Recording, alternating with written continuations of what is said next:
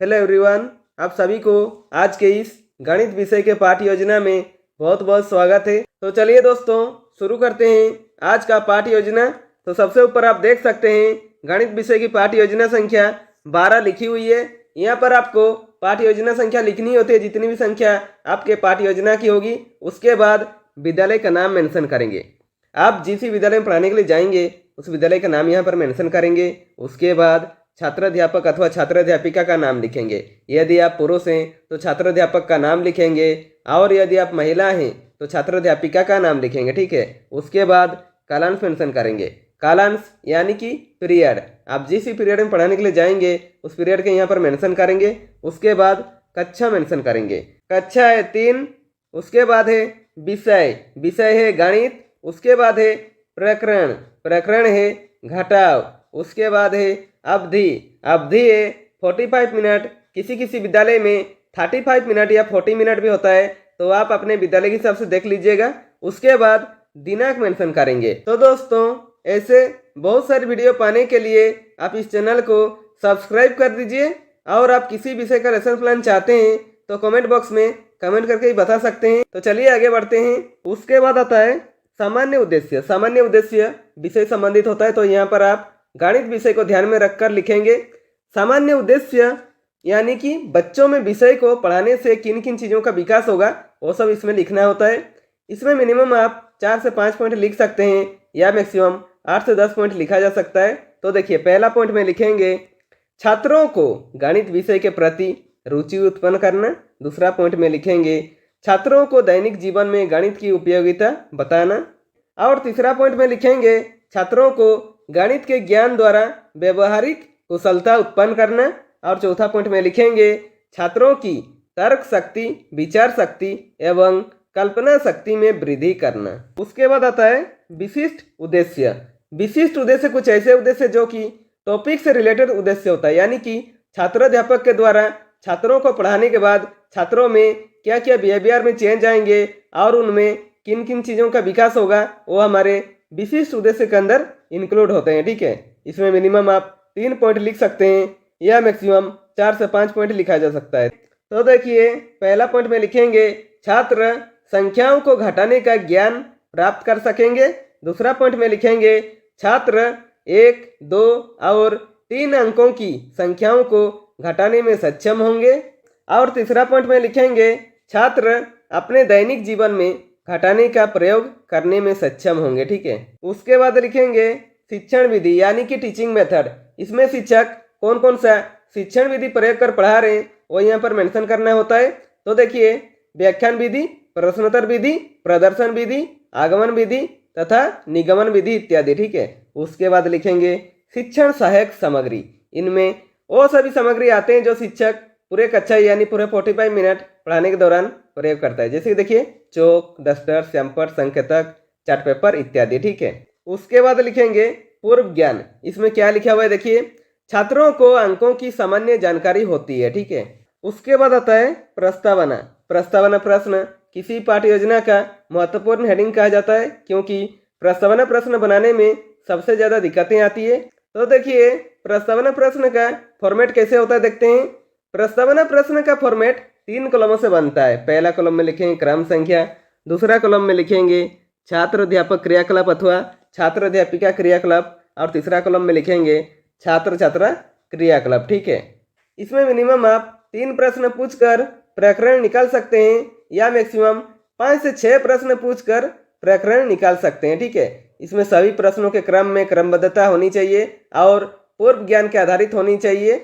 इसमें छात्र अध्यापक के प्रश्न करने पर जो छात्र छात्रा उत्तर देंगे उसी उत्तर से छात्र अध्यापक पुनः एक प्रश्न करेंगे। ठीक है, तो देखिए यहाँ पर आपको और अच्छे से समझ में आएगा। क्रम संख्या में 1 लिखेंगे। छात्र अध्यापक पहला प्रश्न करते हैं, बच्चों को 10 संतरे दिखाते हुए पूछेंगे ये कितने संतरे हैं। तो छात्र छात्रा क्या उत्तर देते हैं? उत्तर देते हैं 10 संतरे। ठीक है, उसके बाद छात्र अध्यापक दूसरा प्रश्न करते हैं, बच्चों यदि इन 10 संतरे में से 5 संतरे कम कर दिया जाए तो कितने संतरे बचेंगे। तो छात्र छात्रा क्या उत्तर देते हैं? उत्तर देते हैं 5 संतरे। ठीक है, उसके बाद छात्र अध्यापक तीसरा प्रश्न करते हैं, गणित की भाषा में इस कम करने की क्रिया को क्या कहते हैं? तो छात्र छात्रा क्या उत्तर देते हैं? उत्तर देते हैं घटाव कहते हैं। ठीक है, उसके बाद छात्र अध्यापक चौथा प्रश्न करते हैं, घटाव करने का क्या चिन्ह से दर्शाते हैं? तो छात्र छात्रा क्या उत्तर देते हैं? छात्र छात्रा कोई उत्तर दे नहीं पाते हैं और मौन रहते हैं, या फिर जो भी उत्तर देते हैं वो अस्पष्ट उत्तर होता है, यानी कि ये क्या हो जाएगा? समस्यात्मक प्रश्न हो जाएगा। ठीक है, इसका उत्तर छात्र छात्रा नहीं दे पाएंगे तो कक्षा शिक्षक यानी आपका कर्तव्य है कि आप उस चीज़ को अच्छे से समझाएं बच्चों को। उसके बाद उद्देश्य कथन में लिखेंगे, बच्चों आज हम लोग घटाव के बारे में विस्तृत अध्ययन करेंगे। ठीक है, उसके बाद आता है प्रस्तुतिकरण। प्रस्तुतिकरण पाठ को हमें सबसे अच्छा बनाना होता है कि जितना भी कंटेंट होता है टॉपिक का वो सब प्रस्तुतिकरण पाठ में रखते हैं। ठीक है, तो देखिए प्रस्तुतिकरण पाठ का फॉर्मेट कैसे होता है देखते हैं। प्रस्तुतिकरण पाठ का फॉर्मेट 4 कॉलमों से बनता है। पहला कॉलम में लिखेंगे शिक्षण बिंदु यानी कि टीचिंग पॉइंट, इसमें हम कौन कौन से पॉइंट कवर करेंगे वो सब लिखेंगे। दूसरा कॉलम में लिखेंगे छात्र अध्यापक क्रियाकलाप अथवा छात्र अध्यापिका क्रियाकलाप यानी कि पुपिल टीचर एक्टिविटी, इसमें क्लासरूम में टीचर क्या क्या एक्टिविटी कर रहे हैं वो सब लिखेंगे।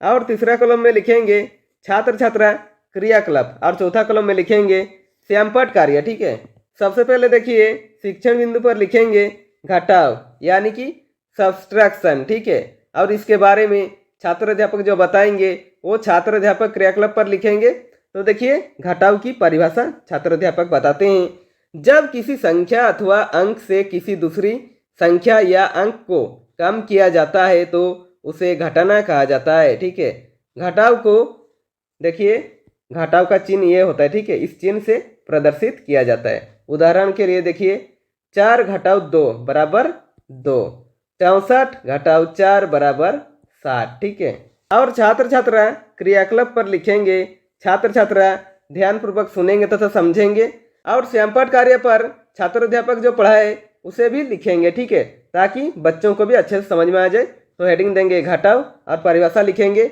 जब किसी संख्या अथवा अंक से किसी दूसरी संख्या या अंक को कम किया जाता है तो उसे घटाना कहा जाता है। घटाव को घटाव चिन्ह से, इस चिन्ह से देखिए प्रदर्शित किया जाता है। ठीक है, उदाहरण में लिखेंगे 4 घटाव 2 बराबर 2, 64 घटाव 4 बराबर 60। ठीक है, उसके बाद शिक्षण बिंदु पर लिखेंगे आदर्श प्रश्न। ठीक है, इसमें छात्र अध्यापक बच्चों को प्रश्न देंगे और उसे सॉल्व करके भी समझाएंगे। ठीक है, तो देखिए प्रश्न देते हैं, सुमित के पास 50 रुपये था, यदि सुमित राम को उसमें से 10 रुपये देता है तो अब सुमित के पास कितने रुपए बचेंगे? उसके बाद देखिए इसमें बोध प्रश्न पूछेंगे। ठीक है, ताकि बच्चों को इस प्रश्न को सॉल्व करने में आसानी हो। ठीक है, तो देखिए छात्र अध्यापक पहला प्रश्न करते हैं, सुमित के पास कितने रुपए थे? तो छात्र छात्रा क्या उत्तर देते हैं? उत्तर देते हैं 50 रुपए। ठीक है, उसके बाद छात्र अध्यापक दूसरा प्रश्न करते हैं, सुमित राम को कितने रुपए दिया? तो छात्र छात्रा क्या उत्तर देते हैं? उत्तर देते हैं 10 रुपए। ठीक है, तो देखिए छात्र अध्यापक इस प्रश्न को कैसे सॉल्व करते हैं।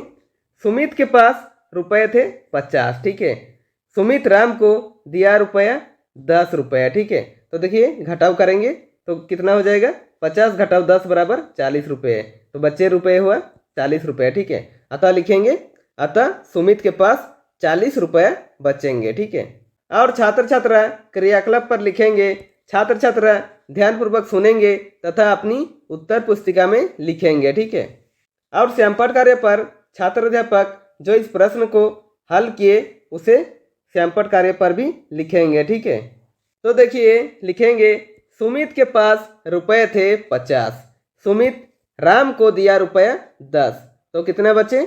बचे रुपए 50 घटाओ 10 बराबर 40 रुपये। ठीक है, तो लिखेंगे, अतः सुमित के पास 40 रुपया बचेंगे। ठीक है, उसके बाद शिक्षण बिंदु पर लिखेंगे अभ्यास प्रश्न। ठीक है, इसमें छात्र अध्यापक छात्रों के लिए एक प्रश्न देंगे जो छात्र स्वयं ही सॉल्व करेंगे। ठीक है, तो देखिए प्रश्न देते हैं, मंजिता के पास 80 बैलून था, यदि मंजिता उसमें से 50 बैलून बिमला को देती है तो मंजिता के पास अब कुल कितने बैलून बचेंगे। चूंकि ये छात्र छात्रा स्वयं ही सॉल्व कर रहे हैं इसलिए इसे छात्र छात्रा क्रियाकलाप पर लिखेंगे। ठीक है, तो देखिए हल करके लिखते हैं। मंजिता के पास बैलून था 80, मंजिता विमला को दिया बैलून 50। ठीक है, तो देखिए 80 घटाव 50 करेंगे तो कितने बचेंगे 30। ठीक है, अब मंजिता के पास कुल 30 बैलून बचेंगे। ठीक है, और श्यामपाठ कार्य पर उनमें से कोई एक छात्र जाकर इस प्रश्न को हल करेंगे। ठीक है, तो लिखेंगे हल। मंजिता के पास बैलून था 80, मंजिता विमला को दिया बैलून 50, तो लिखेंगे 80 घटाव 50 बराबर 30, अतः मंजिता के पास कुल 30 बैलून बचेंगे। ठीक है, उसके बाद शिक्षण बिंदु पर लिखेंगे आदर्श प्रश्न, और इसमें छात्र अध्यापक बच्चों को और एक प्रश्न देकर समझाएंगे। ठीक है, तो देखिए प्रश्न करते हैं। आयन के पास 3000 रुपये थे, उन्होंने बाजार से सरसों का तेल 472 रुपये में खरीदा, अब उनके पास कितने रुपए बचे। हल करने से पहले एक या दो बोध प्रश्न पूछेंगे। ठीक है, ताकि बच्चों को भी इस प्रश्न को समझकर हल करने में आसानी हो। ठीक है, तो देखिए पहला प्रश्न करते हैं। आयन के पास कितना रुपया था, तो छात्र छात्रा क्या उत्तर देते हैं, उत्तर देते हैं 3000 रुपया। ठीक है, उसके बाद छात्र अध्यापक दूसरा प्रश्न करते हैं। आयन बाजार से सरसों का तेल कितना रुपया में खरीदा, तो छात्र छात्रा क्या उत्तर देते हैं, उत्तर देते हैं 472 रुपया। ठीक है, तो देखिए छात्र अध्यापक इस प्रश्न को कैसे सॉल्व करते हैं। देखिए आयन के पास रुपये था 3000, बाजार से सरसों का तेल खरीदा 472 रुपये में, तो देखिए आयन के पास कितने रुपये बचेंगे, घटाव करेंगे। ठीक है, 3000 घटाव 472 तो कितना हो जाएगा 2528 रुपये। ठीक है, तो लिखेंगे अतः अब आयन के पास 2528 रुपये बचे। ठीक है, और छात्र छात्रा क्रियाकलाप पर लिखेंगे। छात्र छात्रा समझेंगे तथा अपनी उत्तर पुस्तिका में लिखेंगे। ठीक है, और श्यामपाठ कार्य पर छात्र अध्यापक जो समझाए उसे श्यामपाठ कार्य पर भी लिखेंगे। ठीक है, तो देखिए हल करके लिखेंगे। आयन के पास रुपया था 3000 रुपया, बाजार से सरसों का तेल खरीदा 472 रुपया, तो आयन के पास कितने रुपये बचेंगे 2528 रुपया बचेंगे। ठीक है, तो लिखेंगे अतः अब आयन के पास 2528 रुपये बचे। ठीक है, उसके बाद शिक्षण बिंदु पर लिखेंगे अभ्यास प्रश्न, और इसमें छात्र अध्यापक छात्रों के लिए प्रश्न देंगे जो कि छात्र स्वयं ही सॉल्व करेंगे। ठीक है, तो देखिए प्रश्न देते हैं। दिव्या के पास 543 पेंसिल था, यदि दिव्या उसमें से 40 पेंसिल अंजलि को देती है तो दिव्या के पास कितना पेंसिल बचेंगे। चूंकि ये छात्र छात्रा स्वयं ही सॉल्व कर रहे हैं इसलिए इसे छात्र छात्रा क्रियाकलाप पर लिखेंगे। ठीक है, तो देखिए हल करते हैं। दिव्या के पास पेंसिल था 543, दिव्या अंजलि को पेंसिल देती है 40 पेंसिल। ठीक है, तो अब दिव्या के पास कितने पेंसिल बचेंगे, तो देखिए 543 में से 40 घटाएंगे तो कितना बचेगा 503। ठीक है, तो लिखेंगे अतः दिव्या के पास 503 पेंसिल बचेंगे। ठीक है, और श्यामपाठ कार्य पर उनमें से एक छात्र इस प्रश्न को सॉल्व करेंगे। ठीक है, तो देखिए लिखेंगे। दिव्या के पास पेंसिल था 543 पेंसिल, दिव्या अंजलि को पेंसिल देती है 40 पेंसिल, तो अब देखिए दिव्या के पास कितने पेंसिल बचेंगे, तो घटाएंगे 543 में से 40 घटाएंगे तो कितना बचेंगे 503, अतः लिखेंगे अतः दिव्या के पास 503 पेंसिल बचेंगे। ठीक है, यहाँ पर हमारा प्रस्तुतिकरण समाप्त होता है। ठीक है, उसके बाद आता है पुनरावृत्ति। पुनरावृत्ति छात्र केंद्रित होता है, इसमें बच्चों के लिए प्रश्न पूछा जाता है ताकि बच्चों का ध्यान ना भटके। इसमें मिनिमम आप 1 या 2 प्रश्न करेंगे या मैक्सिमम 3 से 4 प्रश्न कर सकते हैं। तो देखिए प्रश्न करते हैं घटाव किसे कहते हैं, दूसरा प्रश्न करते हैं घटाव को किस चिन्ह से दर्शाते हैं। उसके बाद आता है मूल्यांकन।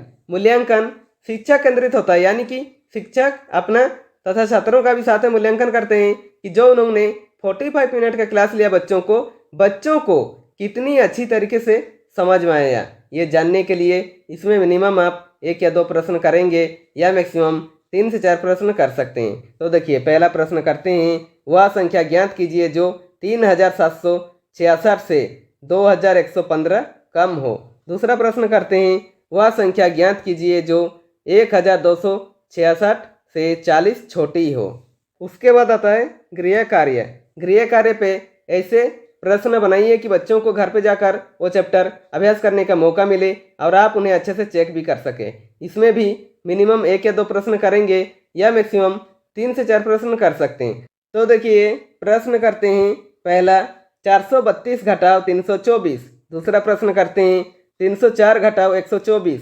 तीसरा प्रश्न करते हैं 561 घटाव 321 और चौथा प्रश्न करते हैं 624 घटाव 326। ठीक है, तो दोस्तों इसी के साथ हमारा आज का लेसन प्लान कंप्लीट होता है। यदि वीडियो पसंद आए तो लाइक कीजिए और ऐसे ही बेहतर वीडियो पाने के लिए आप इस चैनल को सब्सक्राइब कर दीजिए और बेल आइकन को दबा दीजिए ताकि मेरे सारे वीडियो आप तक पहुंचती रहेगी। और हो सके कैसी लगी वीडियो कमेंट बॉक्स में कमेंट करके ही बता सकते हैं।